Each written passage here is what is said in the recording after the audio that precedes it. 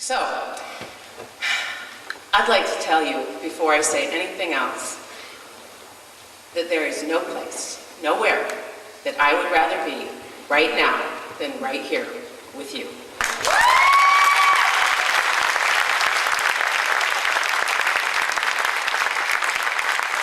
I mean that. I know that Southwestern has faced challenges and has more challenges to face, but you need to know that I believe every challenge is an opportunity, and it is up to us to find the opportunity in that challenge and to seize that opportunity and make it something that improves our lives.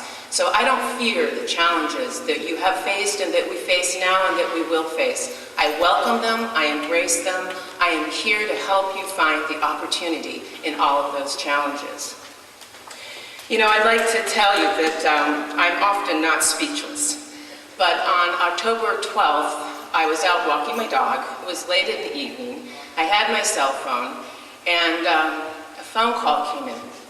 And I looked at the area code. It was 619, and I thought, who would be calling me after 9 o'clock at night from San Diego? And it was then Governing Board President Tim Nader who put me on speakerphone and asked me if I would accept the position as Superintendent President at Southwestern. I was speechless. I was shocked, I was surprised, I was happy, I was excited, and I will admit to you, I was a little scared. And here it is, day 4, and I'm no longer shocked. I'm no longer surprised. I am still very excited, very happy. I am not scared, I am exhilarated. This is the right place. I'm in the right place, at the right time, with the right people. I can't emphasize to you how happy I am to be here with you today.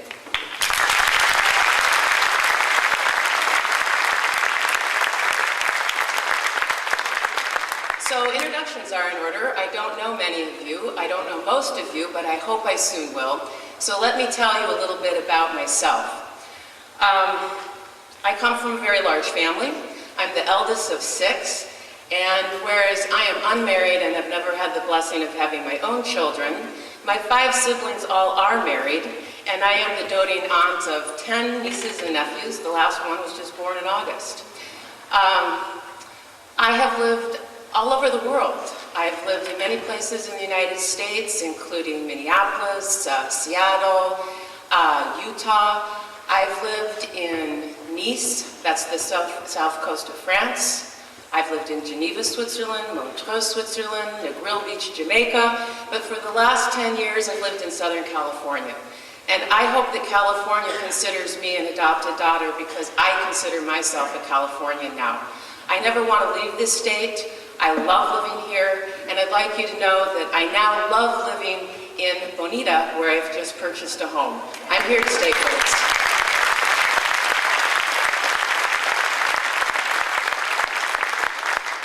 I work hard. I expect a lot out of myself. But I also believe in balance. So if you work hard, you should be able to play hard too. So I like to celebrate, I like to have fun, I like to socialize, and I do hold what I do to a very high standard.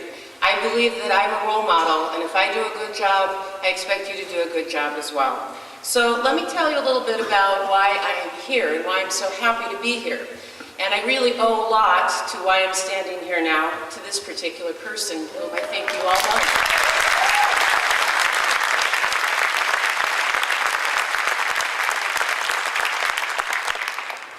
Denise Whitaker came to Orange Coast College in 2009, just as she came to Southwestern in 2011. She came as our interim president, and she helped us find confidence, and she gave us hope, just as she helped Southwestern find confidence and give you hope. We had 6 months with Denise, you had nearly a year, but I think that we all have shared a common experience about what it's like to have such an energetic person come into your campus and help breathe life back into what you're doing, help refocus you and to see what a great job you are doing. You know, Denise encouraged me to look for presidency positions, and I said, you know, Denise, I'm a very happy person in what I'm doing. I love being a vice president of instruction. I'm working on my doctorate. That's not maybe where I want to be. She said, no, Melinda, community colleges in California need good leaders, and you are a good leader. And colleges are looking for leaders to help them. There's a college out there that is needing you. You need to start looking for that college. And I thought, okay, Denise. But she gave me confidence, and she gave me hope, and she kept bugging me in 2010, and she kept bugging me in 2011. She said, isn't that doctorate about done? And I said, yeah, it's nearing completion. And she said, well, and I'll never forget, it was in March of last year. She called me up and she said, you need to start looking into this college. She said, I'm at Southwestern. This is a special place. And I said, gee, Southwestern, isn't that one on probation? And she said, that's okay, you know about that. OCCU had a sanction too. We were on warning. She said, you can get through that. That's not a problem. This college needs good leadership. She said, start looking at this college. And she kept bugging me, and she kept bugging me. And she told me I needed to get that application in. I spent 3 weeks on vacation this summer, and I was in Europe those 3 weeks, and every day on my iPad, I had another look at a page of Southwestern's website. And when I came home, I wrote my application, and it was the best thing I ever did. I really owe quite a bit of this journey to my good mentor that led to a very good outcome, Ms. Denise Whitaker.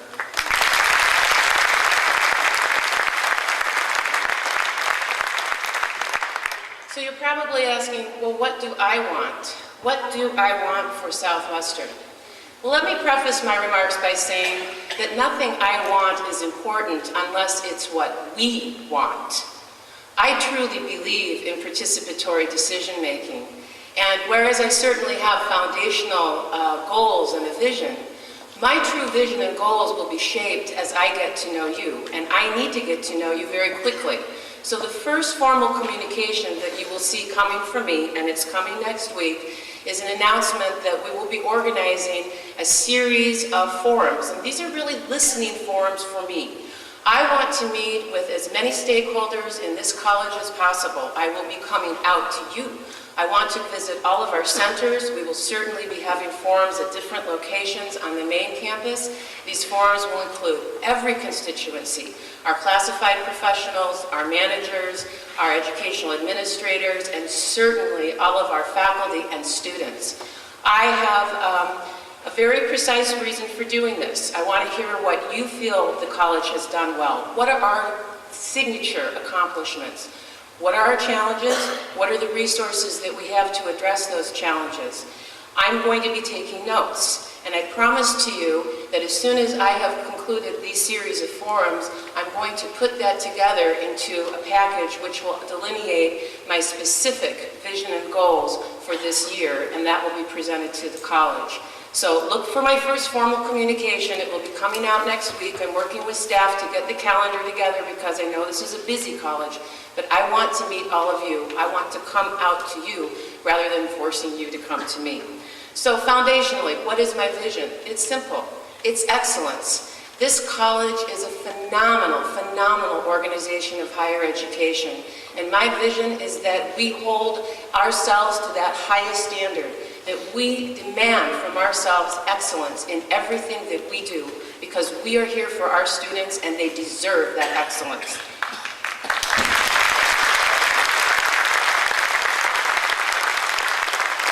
What are my goals? My foundational goals are very simple. There are 3 of them, and the first one is by far the commanding goal: student success.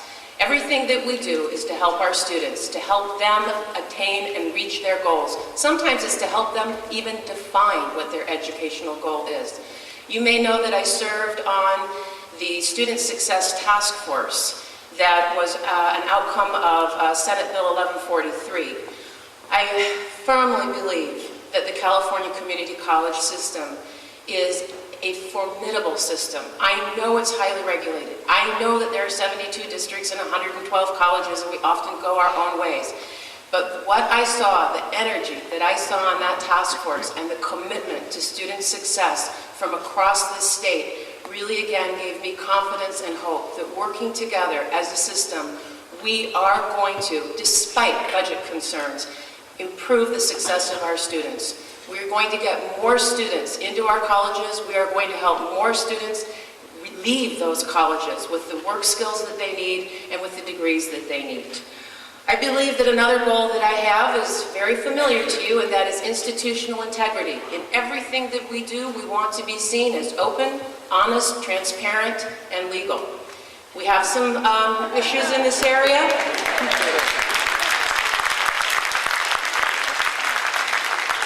But as many who have come before me this morning have stated, there is no challenge, there is no obstacle that we cannot overcome. And my third area of a foundational goal is institutional advancement. That may not be a term that you're familiar with. And this really refers to how this institution advances itself in the community. We have a lot of opportunity in this area. In particular, I have a lot of goals with our college foundation.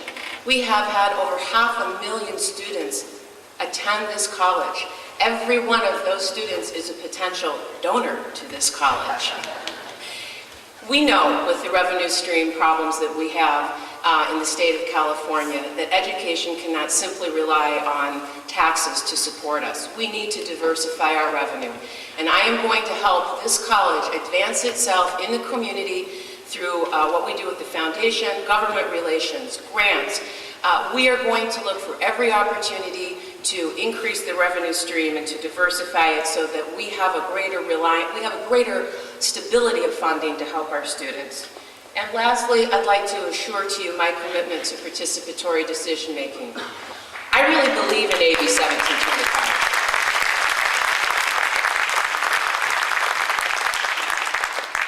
I know I'm the superintendent president. I know I have 51% of the vote, but good decisions are decisions that are taken together.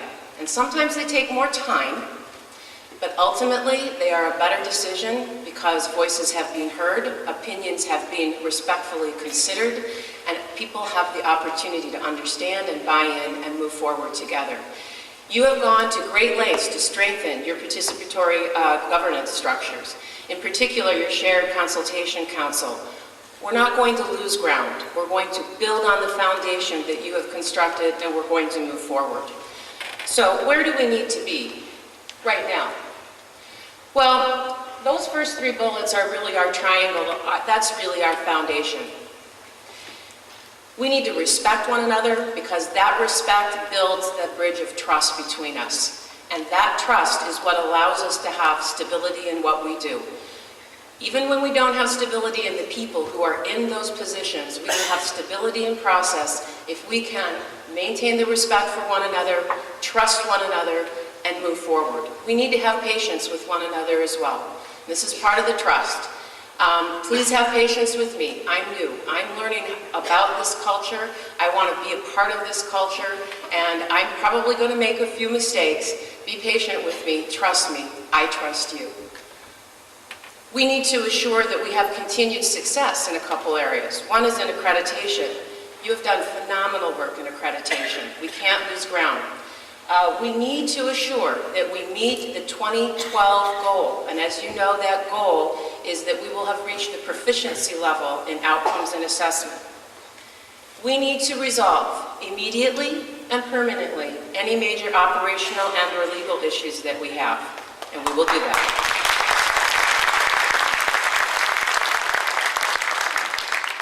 We need to maintain, we need to improve our reputation at the local, the state, and the national level. We want to be seen at every level as an educational center of excellence.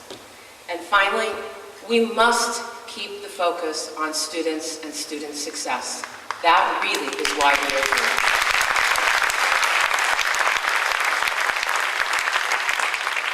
So briefly, after 3 days and a few hours on the job, what is the state of the college? I have 5 things that I'd like to address, and as you can see, I'd like to start off with our #1 challenge. Proposition R. You know, the good news about Proposition R is that this college is entering into what I believe will be an unparalleled phase of construction that will change and improve physically this campus in a manner that it has not seen in the past 50 years. You know, I'm pretty sure, that the San Diego County District Attorney's Office has been conducting an investigation of construction contracts at the Sweetwater District and here also at Southwestern. And I hope that you have known from the communications that have gone out from the college and in the press that Southwestern has been conducting its own internal review. We started that review in April of last year. But we have not only been conducting a review, we have been taking action. And included in the actions that we have already taken are a few that I have listed. First, we have assured that procedures and protocols are in place such that facts supporting the selection of the final awardee are clearly documented and available to the governing board and to the public. Additionally, we have procedures and protocols that include that no less than 2 college officials will review all cost proposals to ensure consistency and transparency. We also have issued a directive that any and all employees associated with construction or general contract acquisition shall not, will not accept any form of gifts or meals, as this may be perceived as pay for play.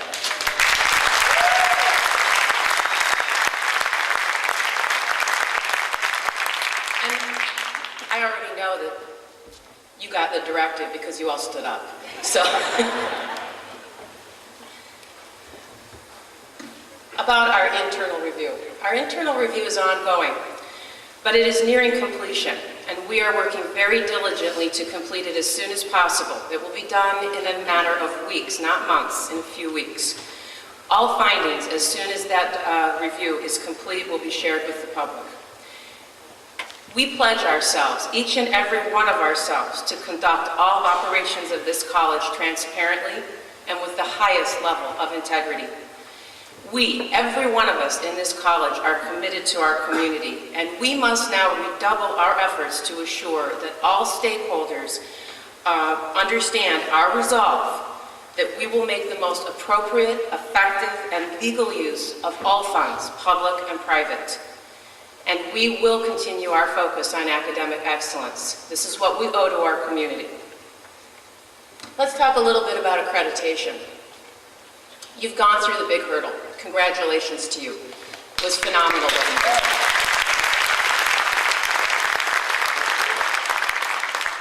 I am extremely familiar with accreditation. I'm extremely familiar with sanctions. And to move from continued probation to no sanctions, no follow-up reports or visits is really, truly phenomenal. And we are not going to lose ground.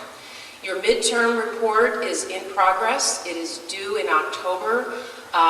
Things look very good. You are on track. I've reviewed this with your accreditation liaison officer, Ms. Devenga, and I see we do have a challenge, an opportunity that exists for us this spring semester. And that opportunity is in the area of outcomes and assessment. We need to demonstrate that we are fully at the proficiency level, which means not only do we have outcomes identified and we have assessed the outcomes, but we must provide evidence that we have used the assessment to make improvements in what we do. So I know that today we are going to be having, after this event, meetings to discuss SLOs and AUOs and the assessment and how we're using that assessment. This is absolutely important, and I encourage you to really embrace the outcome and assessment process. This is part of academic excellence. Don't think about this in terms of compliance. Think about this in terms of assuring the quality education that our students deserve. That's really what accreditation is all about. So this is our challenge. I know that we're up to it.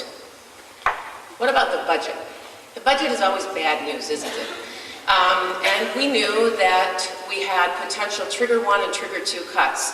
And these were based on revenue projections. And if the revenue projections did not come through, the triggers would hit. We all pretty much figured the revenue projections were not going to happen.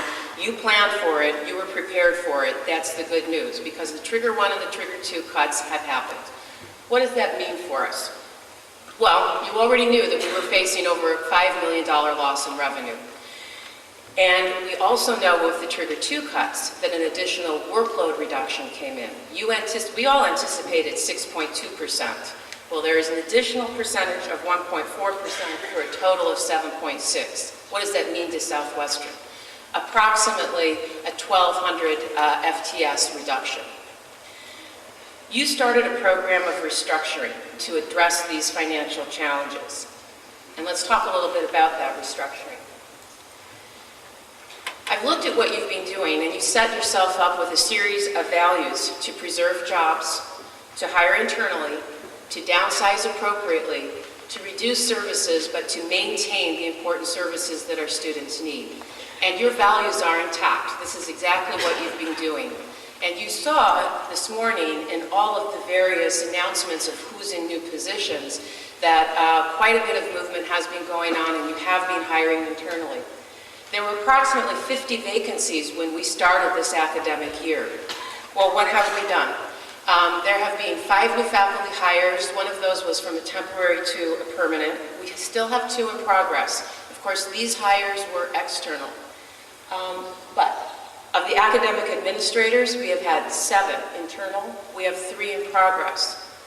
Of the classified administrators, 8 internal, 3 in progress. Of our classified professionals, 16 internal, 4 in progress. All of those that are in progress are actually now being advertised externally as well. In your restructuring process, you have done so much shifting that we're now getting towards the bottom of how many times we can internally shift. So you've done a fabulous job in this semester of internally restructuring and reorganizing. And now we're starting to go out for those very important vacancies that we have determined collegially together we still need to fill. We will continue to do that, and through the Shared Consultation Council, review each of our vacancies and determine together which ones will be filled and how they will be filled. Good news in enrollment, despite the fact that we have had a workload reduction, you're doing very, very good with the resources that you have. Our target FTS when we started the year was 15,105. That target, again, was determined collegially. It was a recommendation of the Budget Committee, and your Enrollment Committee implemented it. And this was when we thought we had a 6.2 workload reduction. Our adjusted cap, when we take into account that reduction, has gone to 14,692. The good news is that our estimated FTS right now is over the FTS cap. So you've done an excellent job, and that takes the pressure off what we have to do with summer funds. So I really want to commend all of the faculty, the deans, and the vice presidents that have been working so diligently on scheduling courses for our students with our reduced income. And I'm happy to report that on Tuesday of this week, our head count was up 5% compared to last spring. And as of 4 p.m. yesterday, our head count was almost 19,000. And of course, you know that will continue to go up as we move into the first week. So despite the fact that we have had 50 vacancies, that we've been restructuring, that we've suffered trigger cuts, despite the fact that we've had nearly $6 million in apportionment revenue reduction, we are still able to serve 20,000 students in the South County area.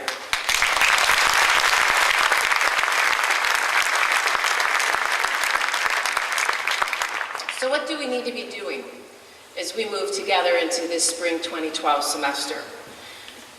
We need to be working together towards mutual goals, and we need to continue our respect for our differences. You have a strong foundation of working together.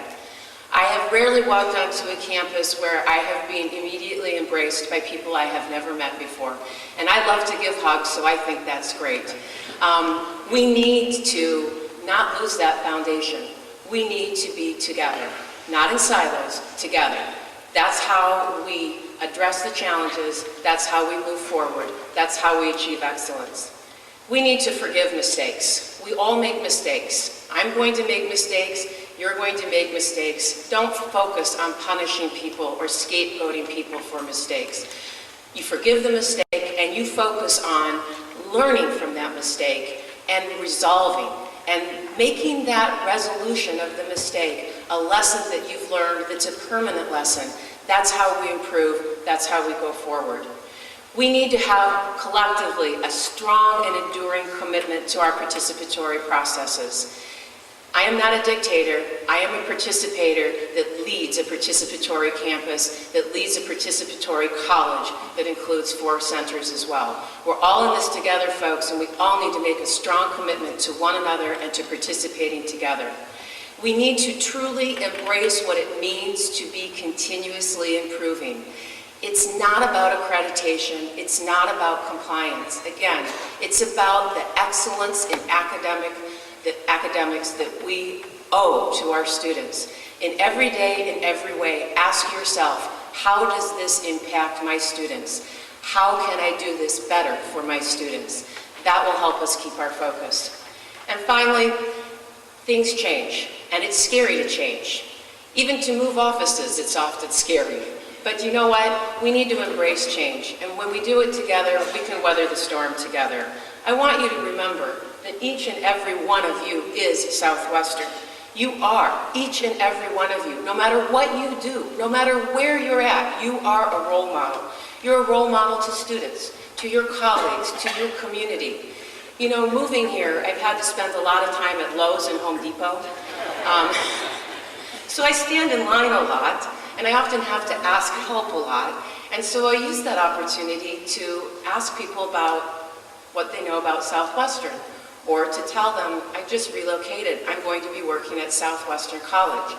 Without exception, every single person tells me a success story about this college, how they went to college here, or how their wife went, or their husband, or their children, or their grandchildren, or their nieces, or someone in their family works at this college. Without exception. My next door neighbor went to college here. It's phenomenal. Remember that you are a role model. Your community loves you. They look at you closely. Be a good role model. Focus on serving students. I think I've said that so many times you're sick of it, but again, that is my commitment. My commitment is first and foremost to students. That's why we're here. Be supportive, have one another's back, and remember, be proud of what you do. You do a phenomenal job. Phenomenal. And despite the challenges, and despite any bad press we may be facing temporarily, we need to celebrate everything that we do well. This is a phenomenal college. It is an awesome place to be. I am proud to be here. I want you to be proud to be here. I want us to celebrate that pride together. Every day in everything that we do, be proud to be Southwestern. Ladies and gentlemen, have an absolutely amazing spring semester. I'm happy to be here with you. I hope that you'll come and visit me at 1:30 when the reception is this afternoon so I can start to get to know each and one of you individually. Thank you for your time. Thank you, Seth.